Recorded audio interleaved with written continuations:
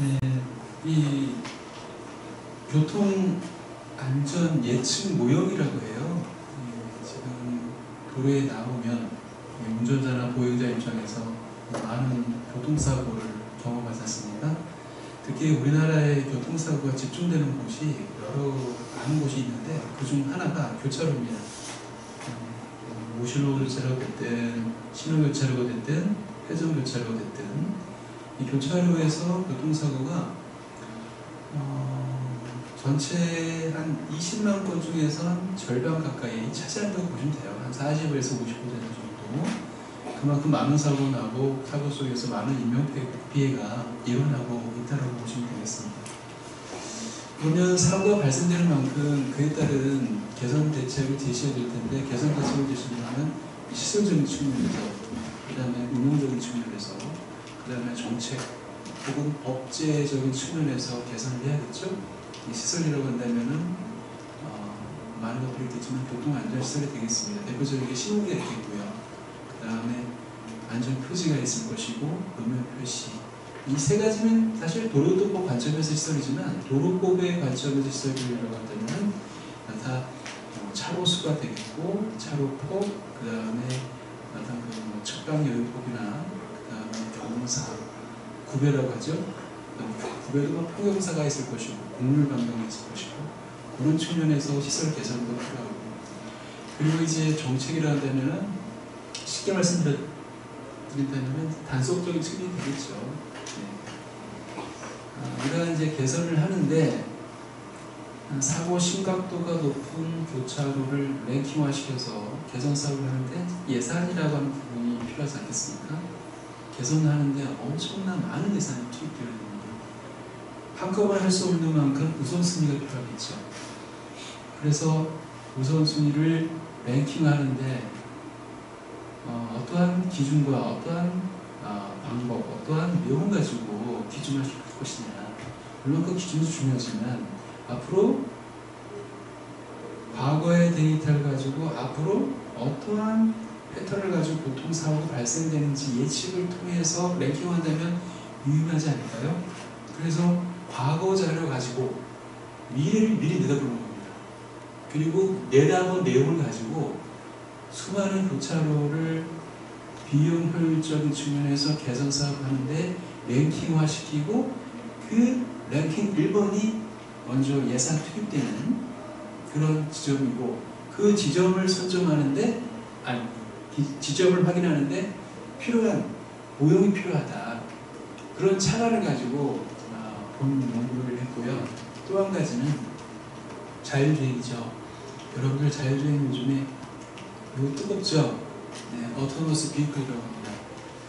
자율주행의 운전 능력이 아직 검증되지 않았습니다. 얼마나 운전을 잘하는지, 얼마나 운전을 못하는지 잘 모릅니다.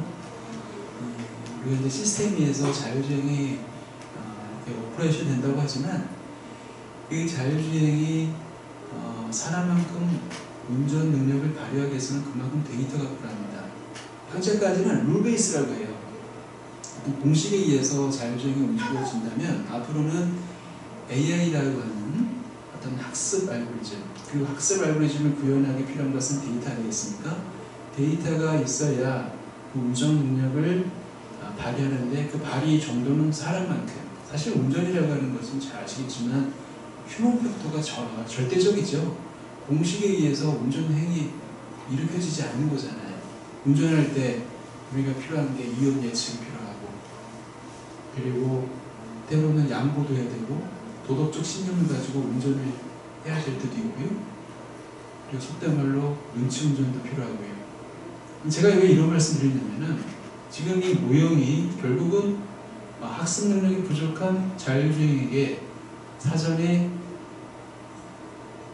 예측 어떤 데이터를 제공함으로써 교차로 통과하는데 시그널을 주기 위한 하나의 어떤 의미 있는 모형이 아닐까 그런 생각을 가지고 추가했던 것이 되겠습니다. 이런 모형을 개발하기 위해서 기본적으로 필요한 것은 데이터겠죠. 네, 그 데이터를 수집하기 위해서 그 대상 구간을 광주광역시로 한정했고요. 광주광역시 수많은 교차로 중에서 21개를 초이스했습니다. 그리고 21개의 신호교차로를 들여다보고 대상 기간과 그리고 사고 자료 그리고 교통량, 사고를 일으키는데 많은 것들이 있겠지만 유의미한 도로 기하 구조적인 요소, 그런 거 가지고 예측 모형을 개발했거든요. 사실 사고라고 하는 것은 환경적인 측면, 휴먼 팩터적인 측면, 이런 그 차량 결함이라고 하는 부분이 있거든요. 근데 이제 차량 결함이나 환경적 측면은 교통사고의 절대적인 요인을 차지하고 있지는 않아요. 결정적인 것은 휴먼 팩터입니다. 잘 아시겠지만 사고를 위반하거나, 죄송합니다. 법규를 위반하거나 위험 예측을 잘 하지 못하거나, 그 법규 위반도 뭐 신호 위반이 있고 과속, 안전운전 불리한 이런 다 많은 것들이 있는데, 그런 휴먼 팩터하고 차량 결함적인 측면을 배제하고 환경적인 측면에 대표되는 도로 기하 구조적인 부분만 확인했습니다. 그리고 사고의 결정적인 요인이 무엇인가를 통계적인 유의성을 확인했고요. 제가 과학에 대한 배경을 설명드렸기 때문에 그에 따른 어떤 그 수단과 방법론적인 측면을 말씀드리면, 그런 내용을 가지고 요즘에 인공지능이라고 하는 여러 학습 알고리즘이 있는데, 그 중 하나인 신경망 이론, 그 안에 잘 요즘에 또 이렇게 뭐 여러 가지 많은 알고리즘이 있지만은, 저는 매크로 패키지라고 역전파 학습 알고리즘을 도입해가지고요, 서두에 말씀드렸던 예측 모형을 개발했다, 그런 내용이 되겠습니다. 그래서 이제 그 메서돌로지는 다음과 같은 형태로 쭉 흘러가는데, 쉽게 말씀드린다면은 역전파 학습 알고리즘을 가지고, 그러니까 인공지능의 대표되는 퍼지, 제너티브 알고리즘, 뉴럴 네트워크, 그 중에 뉴럴 네트워크를 선택했고 그 안에 역전파 알고리즘을 가지고 예측 모형을 개발했는데, 그 모형의 개발 정도가 어느 정도인지 비교되는 또 다른 모형이 필요하지 않을까요? 그래서 기존에 회계식이라고 하는 거 가지고 사고 예측 모형을 많이 개발했는데, 그거 가지고 다른 비교를 해서 어느 모델이 더 시간과 비용 측면에서 유의미하냐, 그걸 확인했다고 보시면 되겠습니다. 그 내용이 쭉 전개된다고 보시면 되겠습니다.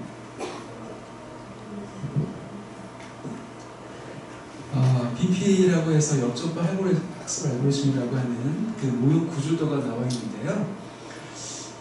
쉽게 말한다면 이제 컴퓨터에 사람만큼 운전 능력을 발휘시키는데 그 디자인 형태라고 보시면 될 것 같아요.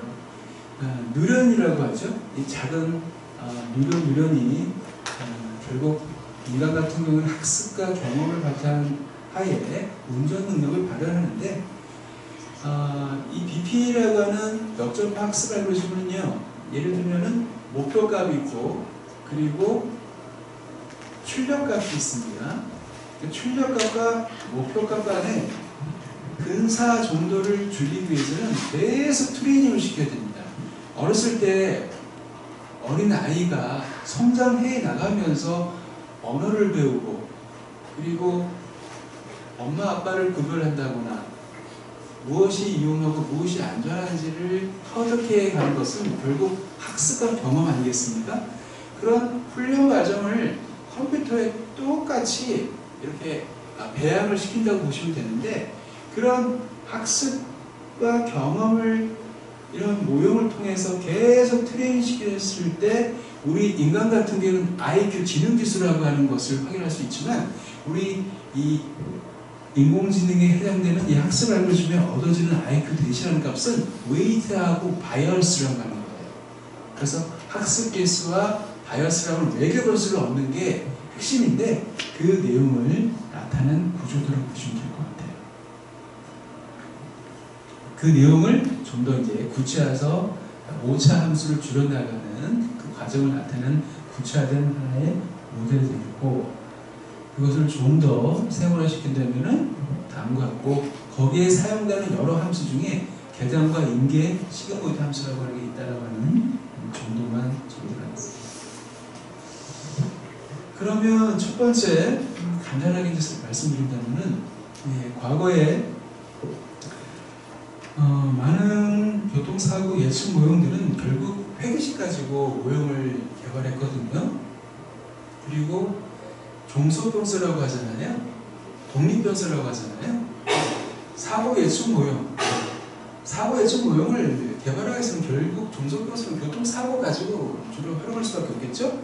그리고 사고의 유의미한 자료들은 휴먼 팩터나 차량 결함적인 측면을 대체한다면 도로에 보여지는 사고를 일으키는 요인이 되지 않겠습니까? 많은 것들이 있겠죠. 그러나 교차로만 보면은요, 교차로 보면은 사고의 유의미한 어떤 그 원격 변수는 많은 것들 중에 대표적인 게 공학도는 알고 있어요. 첫 번째, 교차로 면적입니다. 그 다음에 교차로의 각, 그리고 횡단보도의 교차로 가까이 있는 횡단보도 말씀드린 겁니다. 횡단보도의 길이나 횡단보도의 폭, 그리고 교차로의 종단 경사, 좌회전 차로의 길이, 이런 게 이제 기하구조적인 측면에 이제 사고의 유의미한 요인들이 되겠고, 그 외에 뭐 신호 운용, 그리고 뭐 여타 그 처음에 말씀드렸던 그 뭐 노면 표시나 안전 표시에 적정하게 근거를 가지고 설치되지 않았을 때 사고 일으키는 부분이 있는데, 저는 기하구조적인 측면에서 6가지만 들여다봤어요. 첫 번째 종단 경사하고요. 두 번째 좌회전 차로의 길이, 그 다음에 횡단보도의 길이와 횡단보도의 폭, 그 다음에 교통량이에요. 교통량이 증가할수록 그만큼 교통사고는 증가할 수밖에 없는, 상식적으로 잘 알고 있을 겁니다. 이것은 뭐 공학적인 측면에서 전부 다 입증되는 건데, 그런 교통상충까지 유의미한 것 가지고 나름 통계적인 모형을 가지고 과연 사고의 결정적인 역할을 한 것이 무엇이냐. 첫 번째 모형을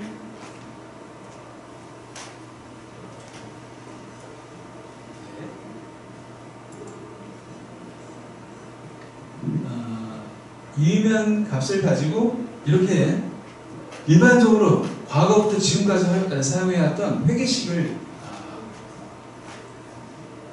제시해보았는데, 결국 그 교차로의 도로 기하구조적인 6개 중에 유의미한 게 2가지가 있더라고요. 그 첫 번째는 교차로 진입과 진출 차로 차이예요. 처음에 진출할 때 4개의 차로인데 교차로 통과하고 진출하는데 3개 차로 한다면 그만큼 사고의 영향도는 매우 높다. 또 한 가지는 바로 교통량입니다. 좀 전에 6개 중에서, 죄송합니다. 7개 중에서 가장 유의미한 변수는 2가지였고, 그것을 통계적으로 확인해 보았더니, 이제 교통량 같은 경우에는 유의 확률이 0.02, 그리고 교차로 진입, 진출 차로 같은 경우는 0.046. 결국 유의 수준 0.05 안에 들어있는 이 값들이 결국 교통사고가 차이가 있다라는 것을 확인할 수 있는 그런 결과값이고, 반대로 이번에는 BP를 위해서 유의미한 값을 찾기 위해서 나름 이제 전처리 작업에 들어갔습니다. 우리가 이제 역전파 학습 알고리즘을 가지고 교통사고 예측 모형을 개발하는데 결국 어떤 그 자료가 필요한데, 시간을 줄이고 비용을 줄이는데 예측 모형 개발하는 게 이 연구에 의미가 있다는 차원에서, 그러면 교통사고 대신에 잠재적 위험이 되는 교통상충 가지고 사고 예측 모형을 개발하고, 그때 예측되어진 값 가지고 BPA에서 미래에 발생되는 교통사고 예측 모형을 개발한다면, 이 BPA에서 교통사고 예측 모형이 가장 뭐랄까요, 비용 효율적인 측면에서 의미가 있지 않을까, 그런 생각을 가지고요, 나는 사고와 상충 간의 선형 회계 모형을 개발했고요. 이 모형이 상당히 유의미한 어떤 모형이라고 하는 것을 확인했고, 이거 가지고 교통 상충 예측 모형을 개발했습니다. 우리가 컴플리트라고 하는 것은 사고는 아니지만 사고를 일으키기까지의 잠재된 위험이라고 하는 부분이기 때문에 이 컴플리트를 조사했는데, 조사의 범위는 2019년부터 2021년까지 해당되는 교통 사고 자료와 특정 지점의 교차로 21개 교차로에 우리 조사원들이 직접 나와서 나름 기준을 가지고 상충을 조사한 그 내용 가지고 이렇게 모형을 개발했고, 이 상충 자료 가지고 결국은 화면에 보여줄 것 같이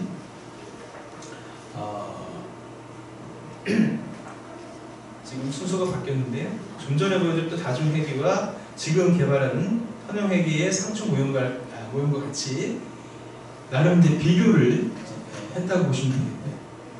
잠시만요. 지금 순서가 제가 버튼을 잘못 누르고 백으로 이렇게 누르다 보니까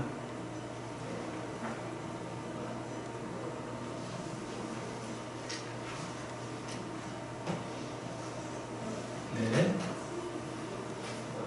교통사고 예측 모형 상충 자체의 예측된 값 가지고 결국은 BPA에 의한 모형을 개발했는데, 모형 개발하는데 여러 가지 어떤 사전 작업이 필요한데, 학습률하고 모멘트 학습 개수하고요, 그리고 반복 횟수하고 최종 목표 값이 필요합니다. 학습률 같은 경우에는 0.9, 모멘트 학습 개수는 0.7, 보통 0.1부터 0.9 범위 가지고 이렇게 변수를 뭐랄까요, 시행착오라고 해야 되겠죠? 그런 방법을 통해서 선정을 했는데, 이 학습하는 동안에 이 BPA의 가장 큰 약점은 지역 최소값에 빠지는 그런 문제가 있고, 또 한 가지는 시간입니다. 엄청난 많은 학습 시간이 필요합니다. 쉽게 말한다면 공부 잘하는 학생들은 단시간에 학습 결과를 보이지 않겠습니까? 반대되는 경우에는 더 많은 학습 시간을 가지고 성적을 내는 것처럼 이 BPA도 마찬가지 그러한 경우가 있다 보니까 지역 최소값이라는 목표값이 아닌 그런 값과 그 다음에 학습 시간을 줄이기 위해서 나름 시행착오에 의한 파라미터를 결정했는데, 이런 학습률 같은 경우는 0.9, 그 다음에 모멘트 학습 개수 0.7을 가지고 훈련 검증 1, 검증 2 이렇게 모형을 적용시켜서 결과값을 얻었다라고 말씀드리겠습니다. 다시 말해서 19년도와 20년도에 해당되는 두 개의 자료 가지고 학습시켜서 발생된 웨이트와 바이어스 가지고 21년도의 실제값과 웨이트 바이어스 가지고 2021년도에 적용시켜서 나타난 예측값 간에 비교를 했다고 보시면 되겠어요. 그래서 BPA에 대한 우수성을 확인했다고 보시면 되겠습니다. 그래서 그 검증을 수치적 기준과 도시적 기준 가지고 확인했는데, 먼저 산포도를 통해서 도시적 기준을 통해 이렇게 값을 이렇게 그림으로 나타내 보았고요. 또 한 가지는 수치적 기준 가지고 이렇게 결과값을 나타내 보았습니다.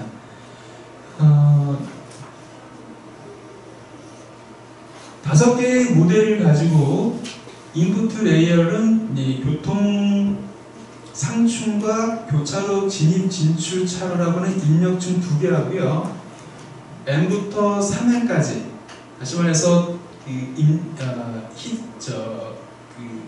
은닉층이라고 하는 개수를 입력층이 2개면은 하나하나 증가시켜가지고 3N까지, 다시 말해서 입력층의 수를 6N까지, 2N부터 6N까지, 그 다음에 아웃도 레이어라는 것은 교통사고에 해당되는 부분인데 1. 그래서 이제 결정 개수와 RMS라는 절대 제곱 오차 값을 확인해 보았는데, 이 BPA의 모델 값이 화면에 보여주는 것과 같이 자그마치 결정 계수가 0.0974에서 0.975 훌륭 모델은요. 그 다음에 검증 캘리브레이션하고 베리피케이션 검증 1과 검증 2를 보더라도 0.931에서 0.934까지 레인지를 확인할 수 있었습니다. 상당히 이 실측각과 근사한 교통사고를 교차로 진입 진출차로와 교통량 가지고 예측할 수 있음을 확인할 수 있었고요. 오른쪽에 RMS라고 값을 보더라도 상당히 우수한 값을 얻을 수 있다라고 하는 것을 확인할 수 있었고, 그에 따른 도시적 그림을 오른쪽 그림을 통해서 또 한 번 이렇게 이제 확인해 보았습니다.